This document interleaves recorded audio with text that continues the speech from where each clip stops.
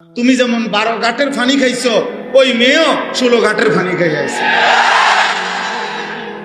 হ্যাঁ, তো কোরআনের ওয়াদা, আমি তো খোলামেলা বললাম।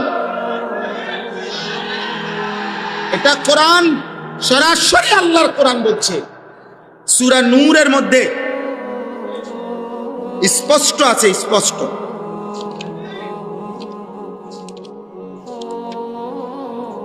এই দেখো, শুনাই, ওয়াজ হইব পর, ওয়াজ অন্যরা করবে। এই যে দেখো, আয-যানি লা ইয়ানকিহু ইল্লা যানিয়াতান আও মুশরিকা, কোরআন শরীফের আয়াত।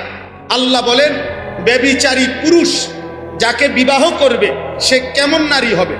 খোদার কসম আল্লাহ বলছে, ইল্লা যানিয়াতান আও মুশরিকা। আল্লাহ বলছে ব্যভিচারী পুরুষ, চরিত্রহীন পুরুষ যাকে বিবাহ করবে সেই নারীটা কেমন হবে?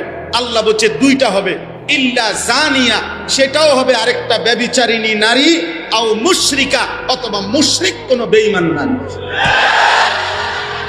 এর বাংলা কোরআন শুনবা, ডাইরেক্ট কথা, বাংলা কথা, মানে কোনো ঘুরানো পেছানো কথা না, পরিষ্কার একেবারে সাফ কথা, কোনো ব্যাখ্যা নাই। ওয়াজানিয়াতু লা ইয়ানকিহুহা ইল্লা জানিন আও মুশরিকুন। এবার আল্লাহ পরের শব্দ বলছে, কোন ব্যভিচারিণী নারীকে, শোনো ভাই, মহিলারাও শোনেন, মা বোনরাও শোনেন। আমরা জানি অনেক মা বোন আপনারা আসছেন, আপনাদেরকেও বলি, মুসলমানের কন্যা, মুসলমানের বোন, মুসলমানের অবিবাহিত মেয়ে, তোমাকেও বলি বোন, শোনো, তুমি বিবাহ বহির্ভূত কোনো ছেলের সাথে কিংবা মোবাইলে কিংবা রাস্তায় কিংবা সহপাঠী হিসাব করে যেই কোনো পারপাসে যে নারী, যেই মেয়ে, যেই কন্যা বিবাহের পূর্বে কোনো হারাম সম্পর্ক করে থাকে, তো আল্লাহর ওয়াদা, কোনো ব্যভিচারিণী নারীকে বিবাহ করবে না কোনো পুরুষ।